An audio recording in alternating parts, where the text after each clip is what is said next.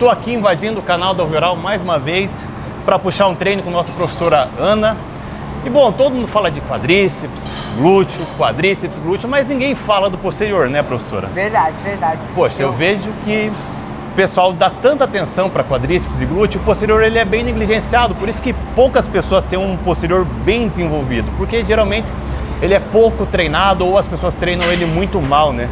Exatamente. E alguns exercícios que eles acham que estão trabalhando no posterior, mas não estão, né? A gente vai falar sobre isso também, né, professor? Exatamente. Né? As pessoas acreditam que trabalham posterior de uma maneira muito fácil. E não é bem assim. Muitas vezes eles têm um grande volume de treino de quadríceps, achando que estão trabalhando posterior também, mas não estão. Então agora confiram que vamos mostrar tudo isso na prática para vocês. Então vamos lá, segue a gente aí. Então, professor, eu não tenho muita força, tá? Tá, tudo bem. Já começa dando desculpa, já desde o início, né? Ó, eu faço aqui com 25 libras no máximo, executando bem. Eu sempre treinei sozinha também, né? Tem isso também. Então, 25 libras é o máximo que eu fiz aqui nessa mesa aqui. Então, vamos pegar um pouquinho leve antes, dar aquela aquecida, já que o primeiro exercício. Tá. Vamos chegar nas 25 libras, ver como que vai, né? Se dá pra ir um pouquinho mais. Geralmente quando treina sozinho fica com um pouquinho de medo, não se explora tanto. Mesmo a gente, né, professor? Mesmo tipo, nós. Mesmo nós. A gente fala assim, não dá. Então tá bom. Bora lá. Então, acho que dá pra iniciar com 10 libras primeiro, né? Só pra você também analisar meu movimento. Sim. Pra mim, na verdade, é uma honra estar aqui com o professor, tá? Não é pra puxar o saco, não. É um dos melhores treinadores na minha visão, tá, professor? É verdade. Obrigado, professor. Então, na verdade, eu quis muito esse treino também, porque como eu tenho muita dificuldade, como eu falei, né, professor, de desenvolver o posterior de coxa, então queria que você visse meu treino, mais ou menos também, como que eu tô, né, conduzindo meu treino, o que poderia melhorar, né, para ter essa evolução que tá difícil, né, como eu falei para você. E é isso. Aprender muita coisa com você também. A ideia aqui, a gente vai começar pela mesa flexora, porque é um exercício isolado de posterior. Então eu acredito que quando você quer enfatizar o músculo, uma porção, é interessante dar um estímulo bem específico para ele. Exato. Então, antes de ir para um exercício que tem mais participação de glúteo, com o posterior, vamos começar aqui num isoladinho ali, fazer um estímulo bem focado, daí damos sequência no resto. Ok. O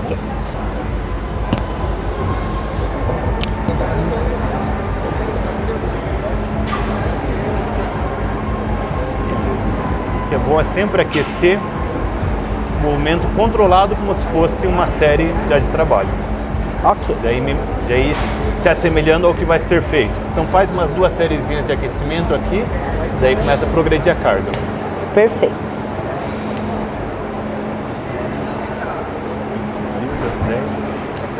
Daí na próxima série fazemos uma transição ali, colocamos um pouquinho mais de peso, até porque essa máquina ela fica leve.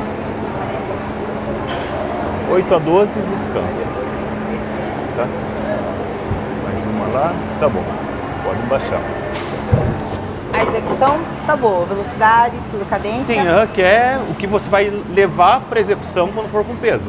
Mantendo essa mesma velocidade, mesma execução, simulando sempre o mesmo padrão. Sim, perfeito. Gente, o que é importante sabermos quando vamos treinar o posterior de coxa? Que ele tem 2 funções principais. A flexão do joelho, que é o que estamos fazendo aqui, e a extensão do quadril. Então, para você ter um trabalho realmente eficiente de toda a musculatura posterior, tanto dos feixes da porção mais distal quanto proximal, você tem que ter ambos tipos de trabalho. Tem que ter exercícios de flexão de joelho e exercícios de extensão de quadril. Quando falamos em flexão de joelho, poxa, mesa flexora, cadeira flexora, flexora em pé. Quando vamos para a extensão de quadril, os melhores, você pode ter um stiff, pode ter uma extensão de quadril no banco romano, um good morning, que são exercícios mais específicos para o posterior de coxa. Isso aí. Bora lá. Mesmo esquema, mantendo a mesma execução, 8 a 12 também, que é para manter repetições na reserva com aquecimento.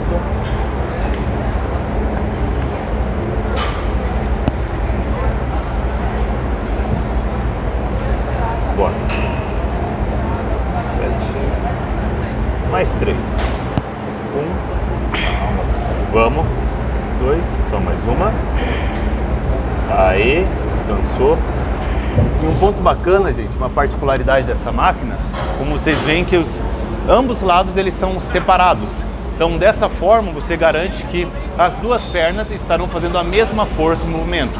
Quando você tem, às vezes, um braço, que ele é um só e os dois pés ficam apoiados nesse braço, pode ser que uma perna acabe fazendo mais força do que a outra e acabe compensando esse movimento. Se um lado for mais fraco que o outro, você acaba tendo uma certa compensação.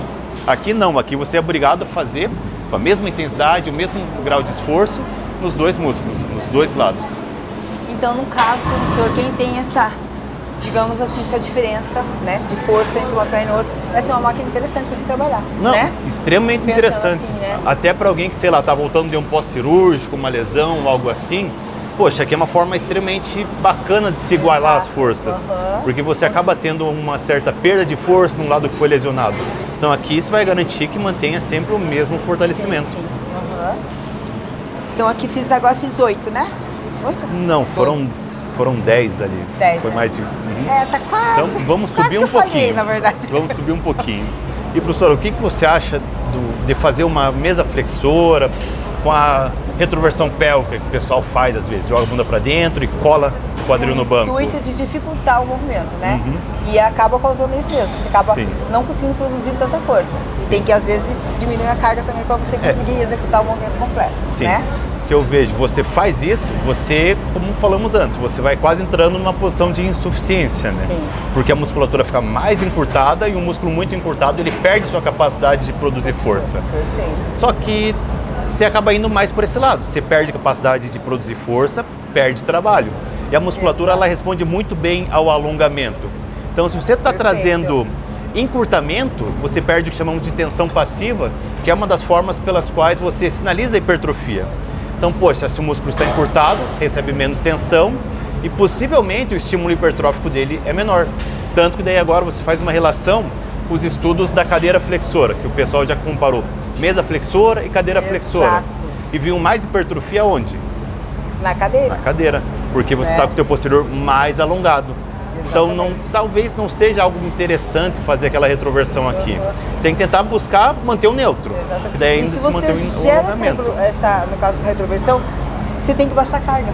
Sim. Né? Então daí você já acaba diminuindo o volume também, né? Sim, do você treino, seria, né? perde volume, perde tensão. Exato. Então eu acho que não é algo interessante. Exatamente. Mesma coisa sobre fazer dorsiflexão, flexão plantar, né?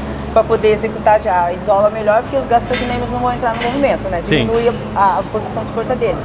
Mas também você tem que baixar a carga. Então acho que também acaba sendo mesmo. Até tem um estudo comparando, né?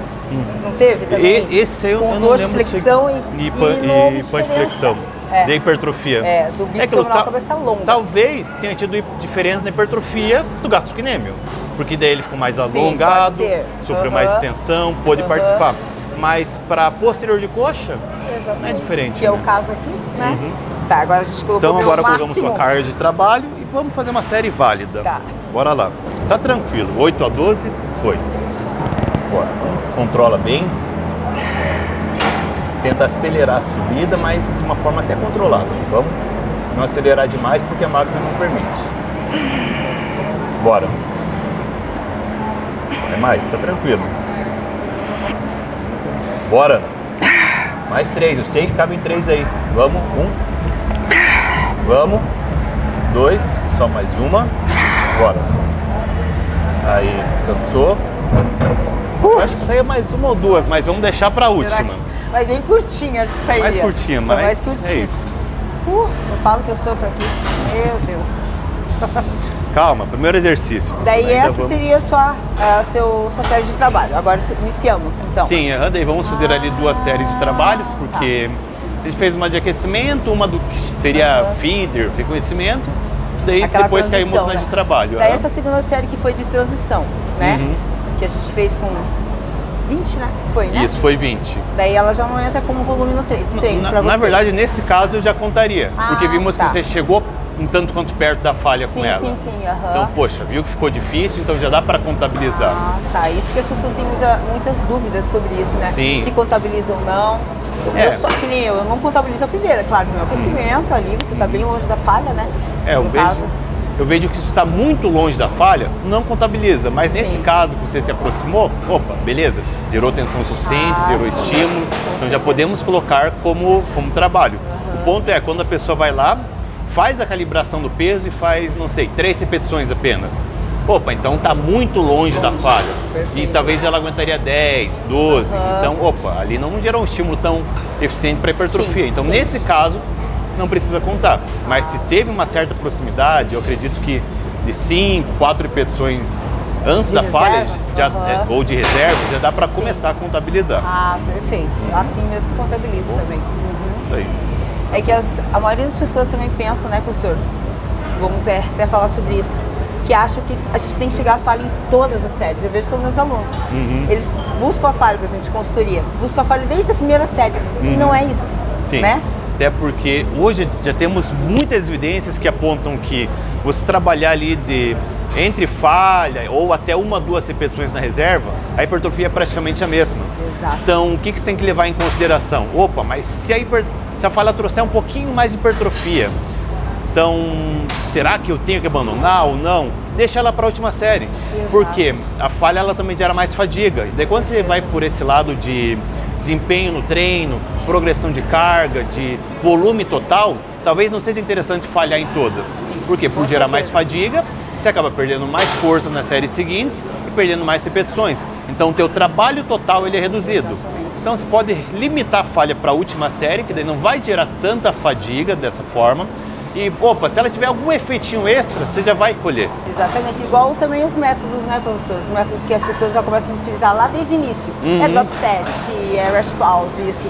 E acaba atrapalhando a performance de treino até o final. Exato, né? porque o método também é uma outra forma que acaba gerando muita fadiga. Ele pode gerar muito trabalho, mas gera muita fadiga. E se você, sei lá, começa numa mesa flexora ali, colocando drop em todas as séries e depois tem todo o restante do treino para fazer.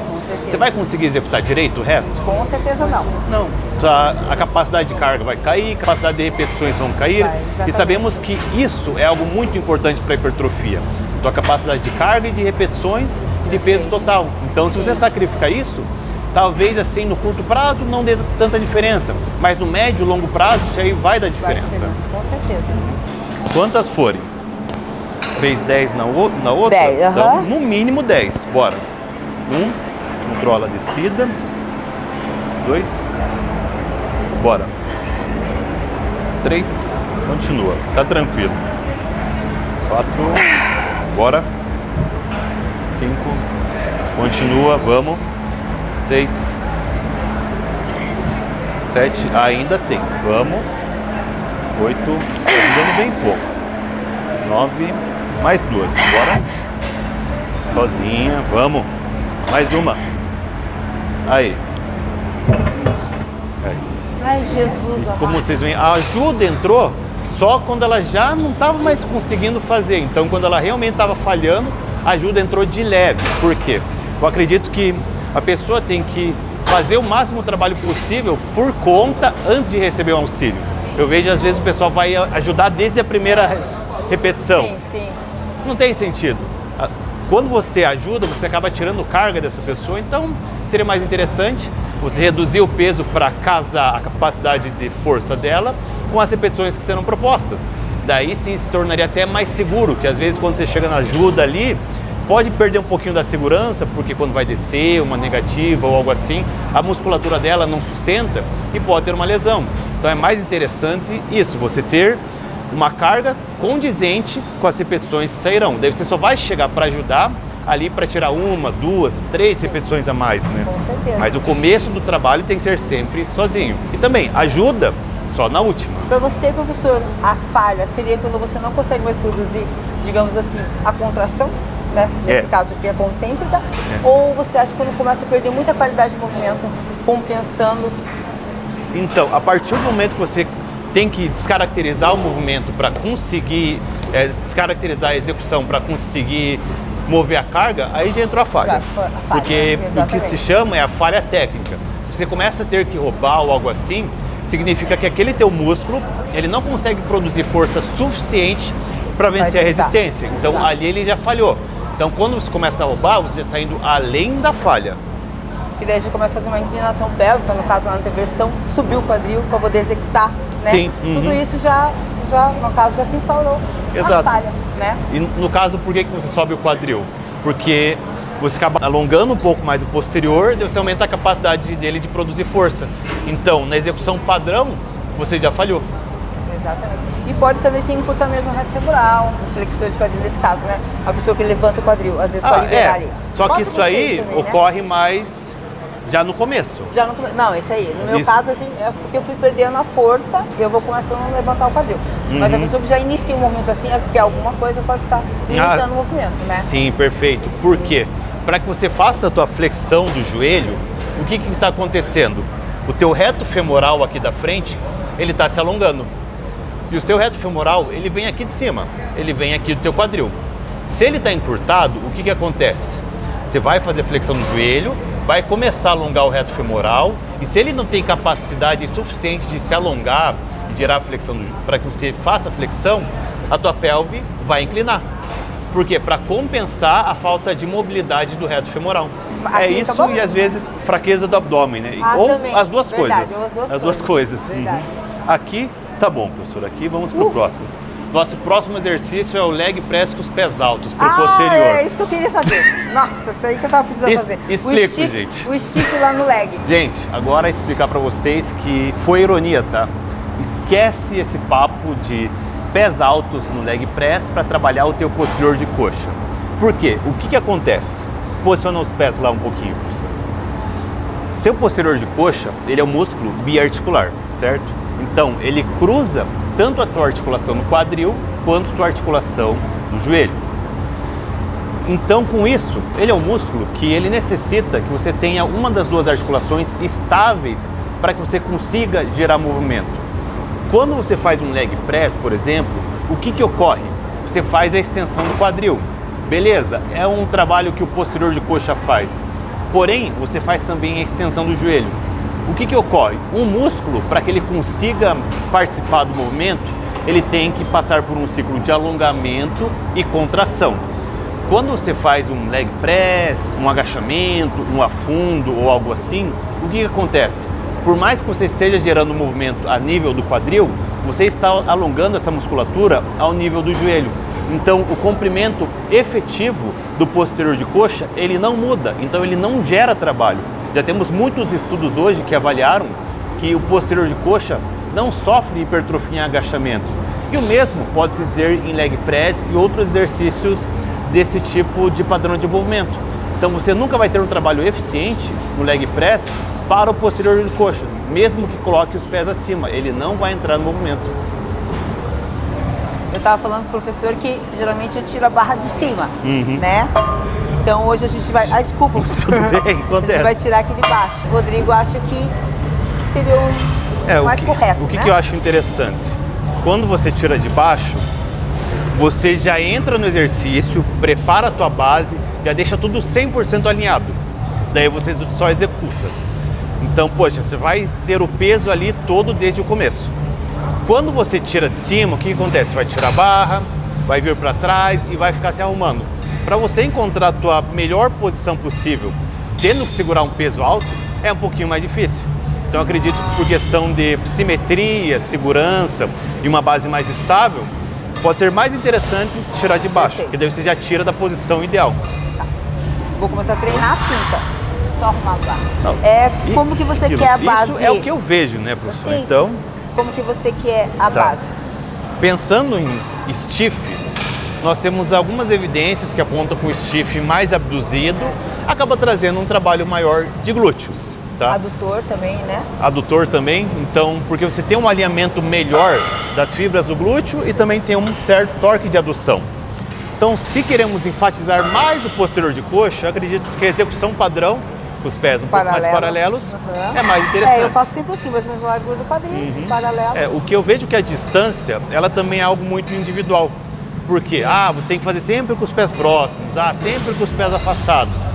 Não necessariamente, você tem que executar o movimento para ver como você fica mais confortável.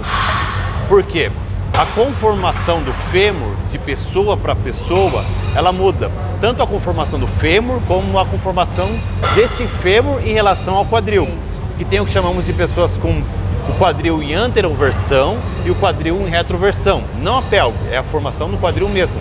Então, para algumas pessoas, elas vão precisar fazer agachamentos com os pés mais para fora. Por quê? Se elas fazem com os pés próximos, pode ocorrer o que chamamos de impacto femoral, que é quando a cabeça do seu fêmur acaba atritando ali na articulação do quadril. Para algumas outras pessoas, elas podem agachar sim, sem problema nenhum. Então, como eu falei, você tem que encontrar a forma como ficar mais confortável para a sua execução. É porque muita gente pensa, né, erroneamente, que tem um segredo para agachar, é aquela posição, aquilo ali. E não é para todo mundo, é que nem você está falando, né? O agachamento Sim. é muito individual. Né? Tem pessoas que não conseguem realmente agachar. E não adianta você querer corrigir aquele movimento. Não. Porque é que nem você, é estrutural. É isso. Do quadril, tudo isso, né? Não existe um movimento perfeito. Exato. É o movimento perfeito de cada um. Porque aqui é um detalhe.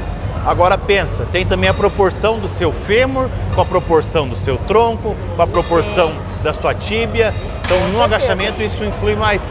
Algumas pessoas vão agachar com o tronco mais inclinado, outras com o tronco mais ereto, porque isso depende principalmente das proporções e é algo 100% individual. Com certeza.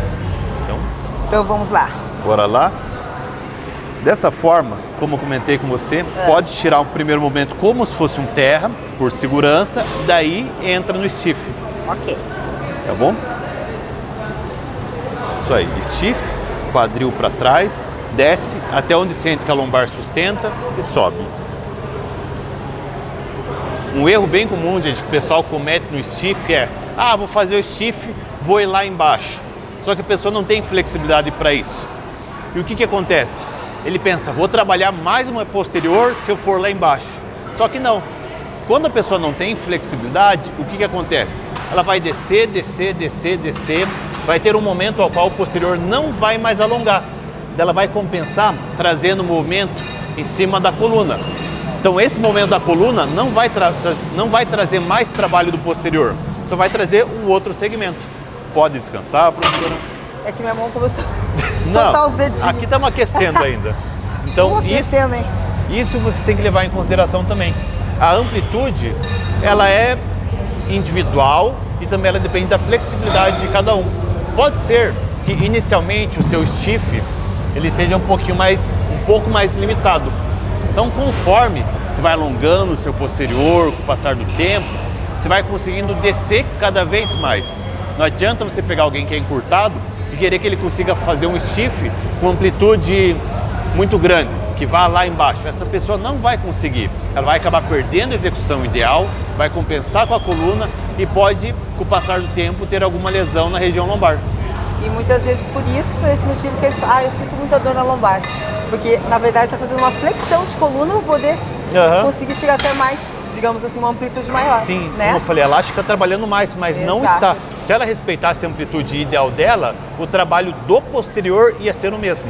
Digamos que você tem uma preferência, digamos assim, com predomínio mais de tensão mecânica, né? E alguns mais estresse metabólico, né? Então, porque não dá para ser só um, eu sei disso, mas uma prevalência de tensão mecânica e outra um pouquinho mais de estresse metabólico, né? Sim. Sobre que os dois acabam, muitos falam, né? Que os dois acabam levando para o mesmo caminho, que é a hipertrofia. Você acha realmente isso? O que eu vejo? Quando você tem um treino muito focado em estresse metabólico, você acaba gerando muito mais fadiga e a tua capacidade de progressão de carga ela fica reduzida. Porque mesmo que seja um treino focado no estresse metabólico, ele tem que ter progressão de carga. Com certeza. E hoje nós temos evidências mostrando que, poxa, o pilar de tudo é progressão. Sim. Então o que eu vejo? Quando você usa mais estratégias de estresse metabólico, você tem que tentar conciliar elas de forma que elas gerem uma certa supercompensação para progredir mais. Então com os meus alunos o que eu faço muitas vezes? Faço alguns períodos focados em tensão, daí em algum momento coloco um período ali focado em estresse metabólico, mas focando em progredir. Por quê? Quando você incorpora bem as técnicas e tudo mais, você acaba gerando adaptações musculares que geram ganho de resistência. Então, por mais que ele não consiga aumentar muito o peso, ele consegue aumentar as repetições para aquele peso. Então, num período seguinte, você tira todo esse estresse metabólico, todo esse excesso de fadiga, você vai ganhar repetições e aí você vai tentar progredir o peso em cima delas. Isso é o que eu acho bem interessante. Mesclando, né? Mesclando. Por isso que é importante a periodização, né? Sim. Pensando dessa maneira, não só Interessante. Sim. Uhum. O que eu faço muito assim, que eu gosto, eu vejo que também tem uma... E também tem essa diferença, né, professor? A adesão de tipo de treino para mulheres e homens é diferente, eu consigo perceber. Né? Sim. O tipo de treino, a adesão, as mulheres gostam. E às vezes quando eu quero fazer um treino que nem assim, posterior, eu faço 3 exercícios. As pessoas, às vezes a mulher vai falar, esses 3 exercícios só progressão de carga tá pensando mais numa tensão mecânica mesmo.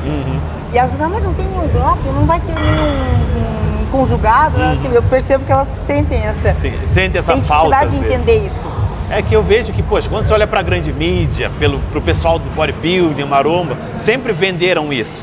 Porque quando você pensa em muito estresse metabólico, tem todo aquele âmbito psicológico. Né? Não, tem um âmbito psicológico. Porque, poxa, a pessoa está vencendo a dor, ela está se superando. Então eles acabam correlacionando sem dor, sem ganho, como se fosse algo literal para o ganho de massa muscular. Então tem todo esse aspecto psicológico que a pessoa se sente mais forte mentalmente. Sim. Então eles sentem falta disso.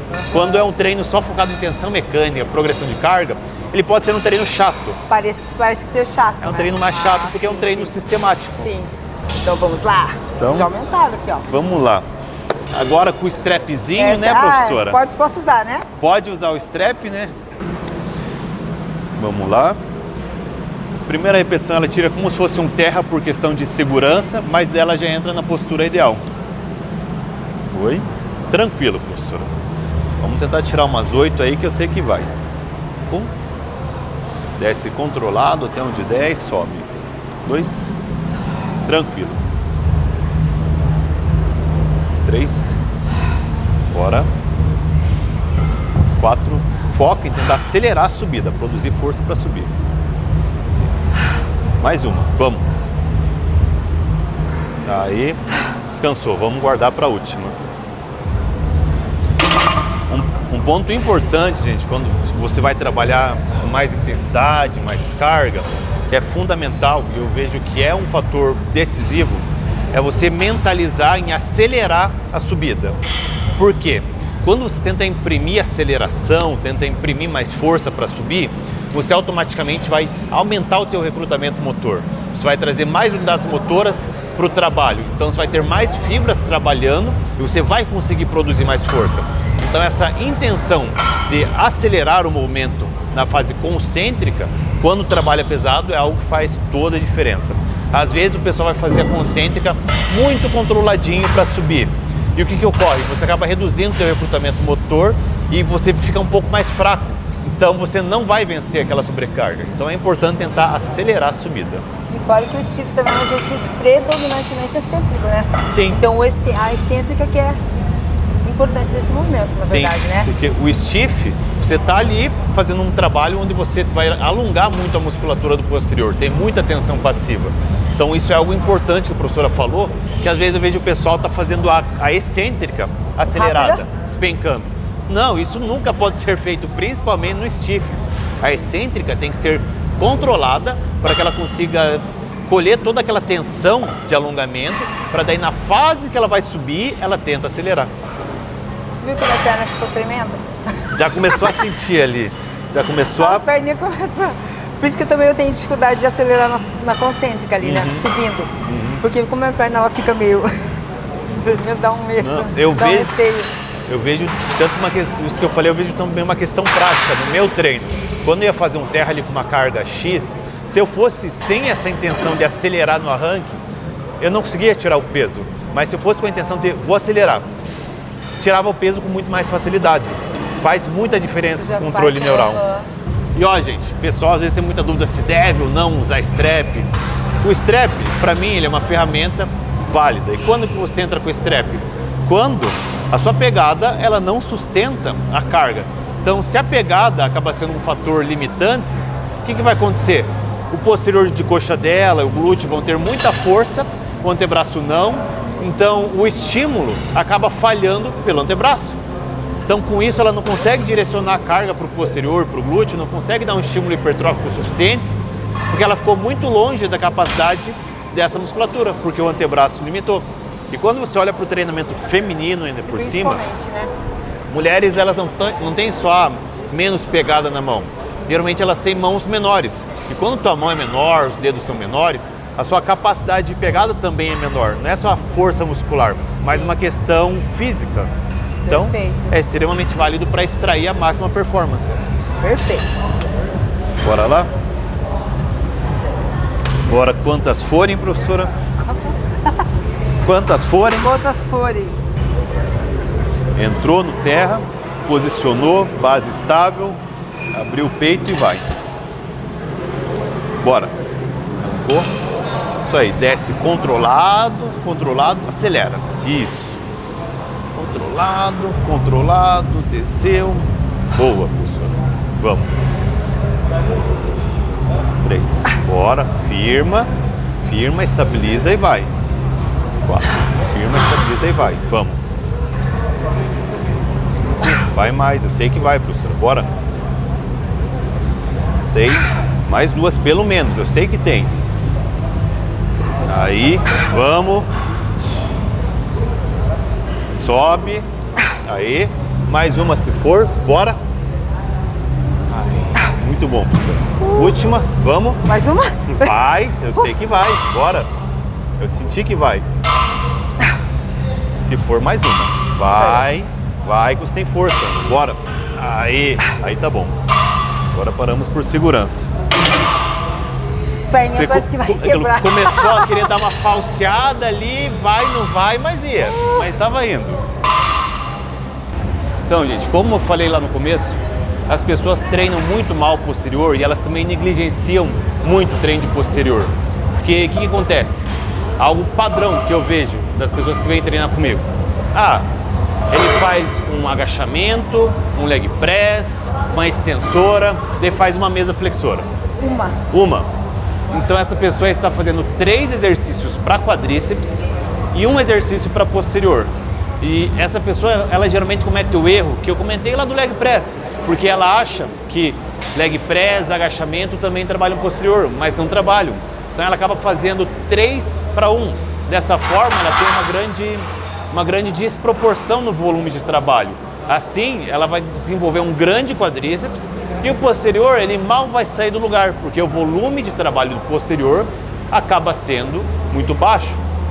Então isso é algo que você tem que levar sempre em consideração. E quando você tem um grande desequilíbrio de volume de trabalho, você pode causar tanto desequilíbrios visuais, estéticos, quanto desequilíbrios de força que podem gerar lesões.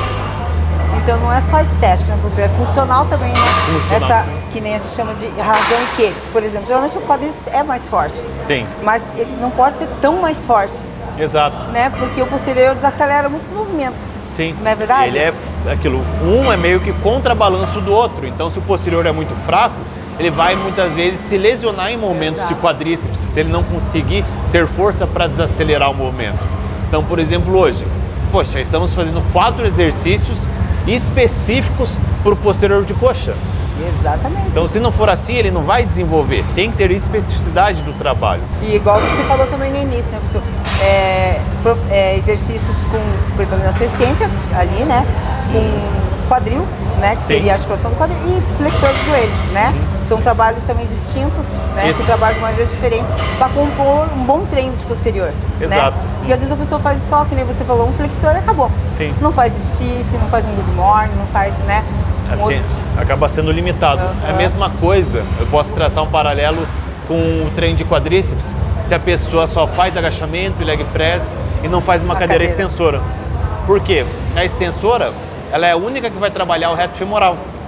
Leg press e agachamento trabalham os vastos, vasto lateral, vasto intermédio, vasto medial. Então, se ela não tem essa diversidade de trabalho, você não tem um desenvolvimento completo da musculatura. Exatamente. E às vezes eu vejo ainda mais ainda. A pessoa faz todos os exercícios, leg, agachamento, e daí vai trabalhar na extensora e faz com o quadril flexionado à frente para tirar o trabalho do reto femoral. Daí eu falo, pra que fazer uma variação, já que ele trabalhou tanto os outros, os Sim. vastos, e a cadeira é para trabalhar o reto, Sim. digamos assim, Então, né? Que não é trabalhado nos outros. Ele vai lá e tira o trabalho do reto femoral, flexionando muito o quadril, né? Sim. Que também não é válido. Acaba sendo um treino incompleto da mesma forma. Exato. Bora Então, pro banco e agora? romano. Um ponto importante quando vai fazer o banco romano é sempre ver bem a altura do banco e avaliar se não vai precisar colocar um calço ou algo assim. Por quê? muitas pessoas fazem um banco romano com o banco muito alto. Se o banco ficar muito alto, ele gera um bloqueio físico, então você não vai conseguir fazer um movimento em cima do quadril. Banco romano, assim como o stiff, você tem que imaginar que tem um eixo aqui do lado para que o quadril se mova. Se você tem um bloqueio físico aqui, o quadril não vai conseguir flexionar, você vai gerar movimento onde? Na coluna. Se queremos enfocar posterior e glúteo, o movimento tem que ser 100% do quadril. Quadril, com certeza. Vamos ver. Aqui sempre. Será que um pouquinho para cima, você acha? Acho que dá pra tirar. Só mais um pouquinho, só 1 grau para cima. Acho que aqui tá ótimo.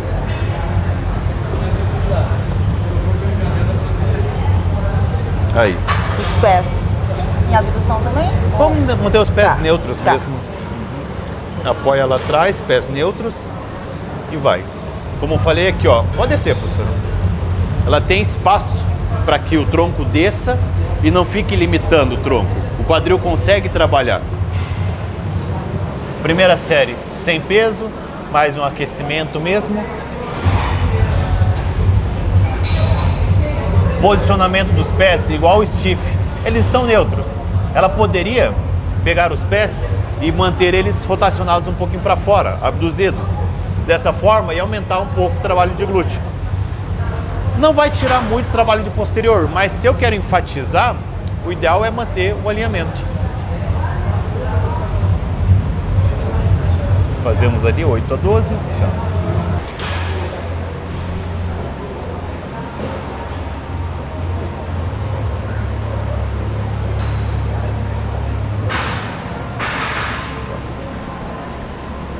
Aí, descansou.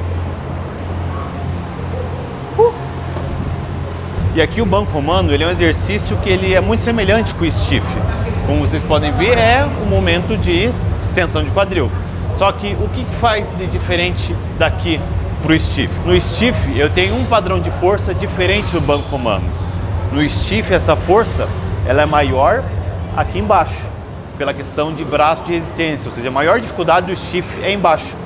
O banco romano, ele tem um perfil de força que ele é mais achatado, digamos assim, ele é mais contínuo. Então aqui no banco romano você sente tensão muscular o tempo todo, tanto com tua musculatura alongada quanto com ela um pouquinho mais encurtada.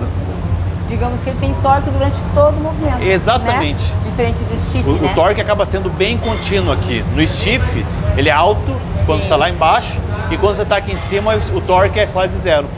E mais uma coisa, professor, que muita gente também, eu acredito que na minha visão está errado, é achar que o stiff é para glúteo, né? E eu sempre enfatizo que para glúteo eu não acho tão eficiente, porque como você mesmo falou, o torque é praticamente zero quando você estende o quadril. Sim. No final do movimento. E um ponto interessante é que o stiff ele causa muito mais alongamento no posterior de coxa. Sim. Você tem muito mais tensão passiva no posterior de coxa. Sim. Então é aquilo, você vai ter hipertrofia de glúteo, vai ser uma hipertrofia bacana, vai, só que eu acredito que o posterior vai ter mais hipertrofia se comparado ao glúteo. Eu acredito que se você joga daí para um levantamento terra, um sumô da vida, aí é um pouquinho diferente. Por quê? No terra ocorre algo semelhante ao que ocorre no agachamento e no leg press. Você tem uma grande redução do trabalho posterior. Embora no terra eu acredito que ainda tenha, porque é um pouquinho assimétrica a relação de joelho e quadril, então tem trabalho. Só que no terra, o glúteo e o adutor, eles dominam mais a extensão de quadril do que o posterior de coxa. Diz que é tranquilo. 10 quilinhos. Foi lá embaixo, pegou, subiu.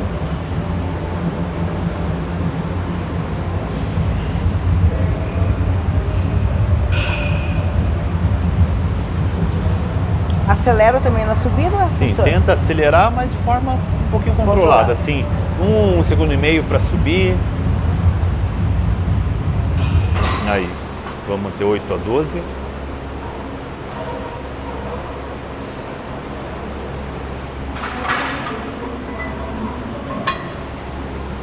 Mais uma. Aí, descansou. Eu falei para você que eu quase não utilizo isso aqui para stiff, mas estou gostando, hein? Não, eu gosto muito. No meu treino. Eu gosto muito, professora. Esse exercício coloca em muitas prescrições, porque justamente esse torque contínuo torna ele muito eficiente.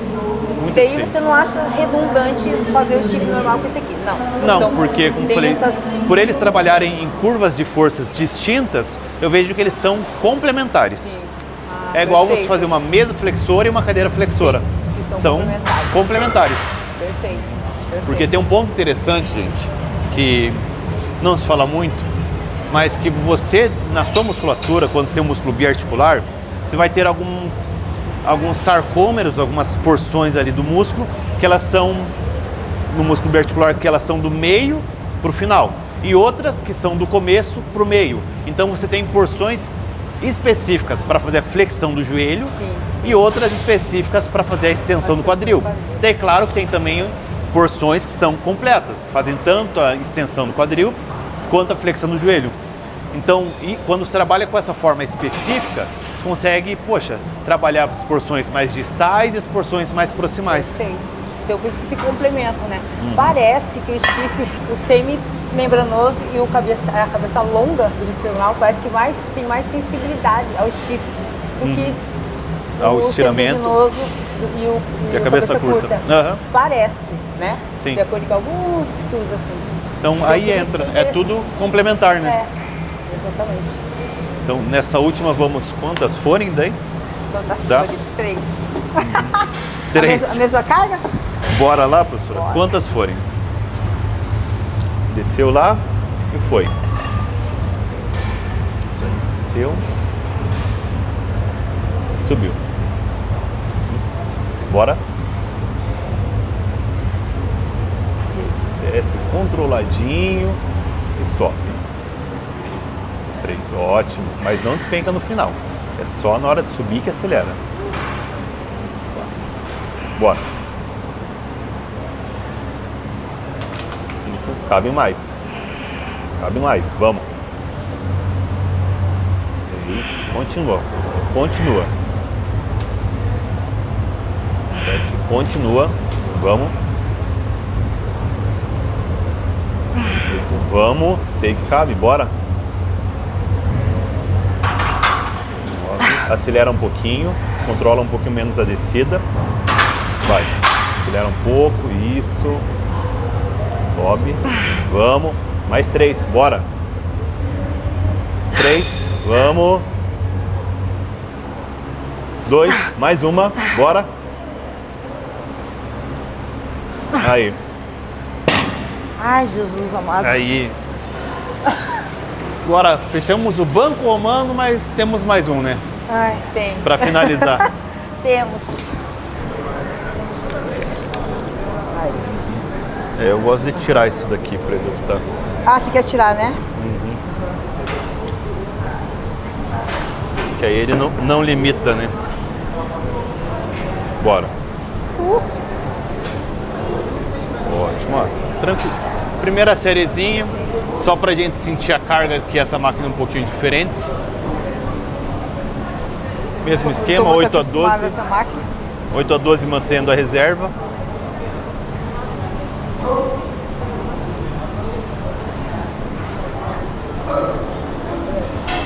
Bora. E aqui é diferente da mesa flexora, porque aqui o quadril dela está mais flexionado. Dessa forma, o posterior de coxa ele se alonga mais. Então o estímulo hipertrófico vai ser diferente e possivelmente até maior que o estímulo que ocorre lá na mesa. 8 a 12 mantendo a reserva. Vamos lá. Tá?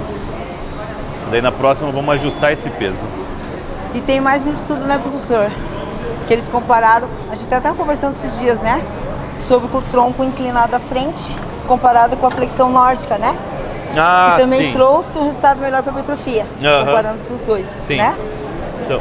Então nesse estudo, justamente eles fizeram a cadeira flexora com o tronco à frente.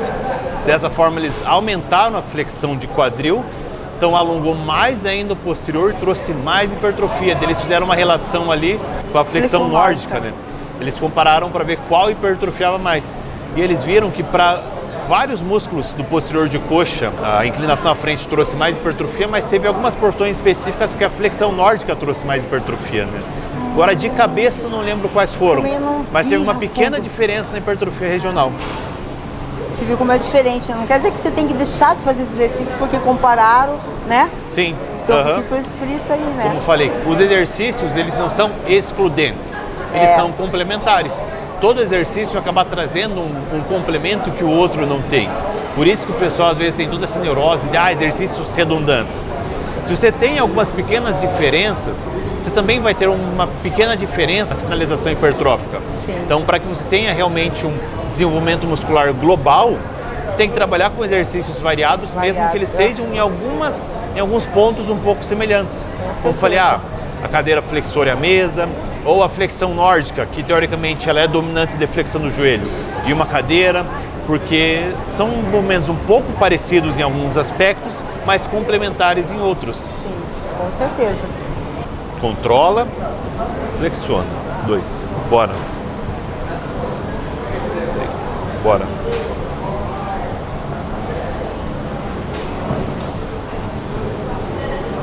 Sim, isso aí, até o final. Bora. 6. Cabe mais. Vamos. 7. 8. Mais duas que eu sei. Mais uma. Vai. Aí, descansou. Descansa.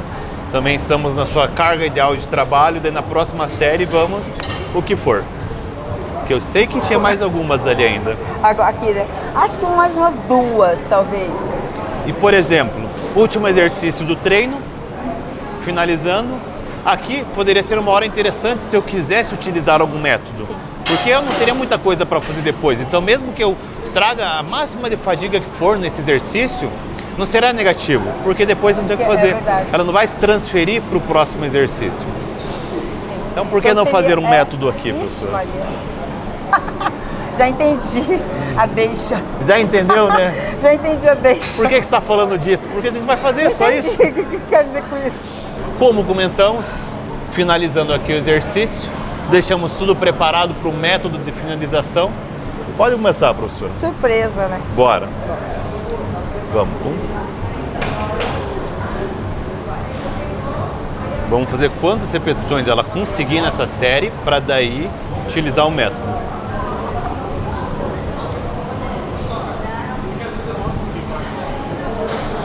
Bora. Vai pelo menos 10, professor. Eu sei que vai. Vamos. Bora. 4. Vamos, continua.